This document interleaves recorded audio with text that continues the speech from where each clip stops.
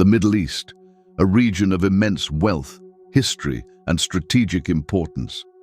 For centuries, it has been the crossroads of empires. Today, the competition continues, not through open colonization, but through political influence, military presence, and control over resources. Once dominated by Western powers, the Middle East has become a geopolitical chessboard where old players and new challengers clash. The United States and Israel seek to maintain their influence, while Russia and China push to expand theirs. But amid this struggle, ordinary lives in Libya, Syria, Lebanon, Iraq, and Palestine are being ground up and crushed like small ants. In April, Moscow announced a Russia-Arab World Summit, an event meant to showcase Russia's enduring influence. But by October, the picture had changed. With few Arab leaders confirming attendance, President Vladimir Putin quietly postponed the gathering. This was supposed to be a signal that Russia still matters in the Middle East. Instead, it became a reminder of how much the war in Ukraine has cost Moscow in global standing. While Russia's presence in Syria once symbolized its power projection, the ongoing war in Ukraine has drained its resources. Its allies, from Damascus to Tehran, are left exposed, while Moscow's diplomatic reach weakens. At the same time, the world's attention turned to Sharm el-Sheikh, where a Gaza peace summit brought together leaders from across the Middle East and Europe. Absent from the scene was Russia. In contrast, the United States, represented by President Donald Trump, seized the moment to reassert American leadership in the region. This summit wasn't just about Gaza, it was about Washington and its allies, signaling that they, not Moscow, are the ones shaping the Middle East's future. Behind the public displays of diplomacy lies a deeper struggle for energy markets, military access, and regional dominance.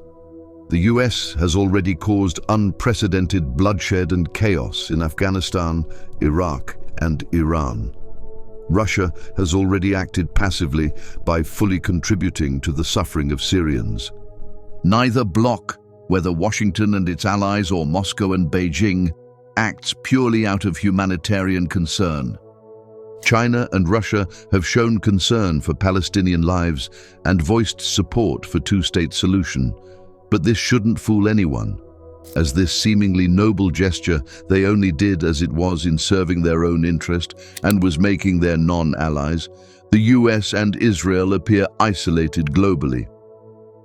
Their competition has left the common citizens in the Middle East being treated as nothing more than mere toys and other inanimate objects whose lives and deaths don't matter at all to the superpowers. What matters is only the expensive land in which they live. From Syria to Gaza, from Yemen to Iran, power vacuums and proxy wars continue to reshape the region. And while summits and speeches promise peace, many see only a cycle of influence and control, where human lives are secondary to global ambition. The struggle for the Middle East is far from over, but one truth remains constant. The people of the region continue to bear the consequences of decisions made far beyond their borders. These world leaders are dominating the world affairs. They engage in diplomatic wars among each other to gain the maximum resources. These very superpowers have made the blessed land of the Middle East face extreme crisis. Today, we see the prophecy of end times coming true right in front of our eyes. The world is witnessing a collapse, and the worst hit is the Middle East region. Abu Huraira reported, "The Messenger of Allah, peace and blessings be upon him, said, 'Years of treachery will come to people in which the liars are believed and the truthful are denied. The deceitful are trusted and the trustworthy are considered traitors, and the disgraceful will deliver speeches.'"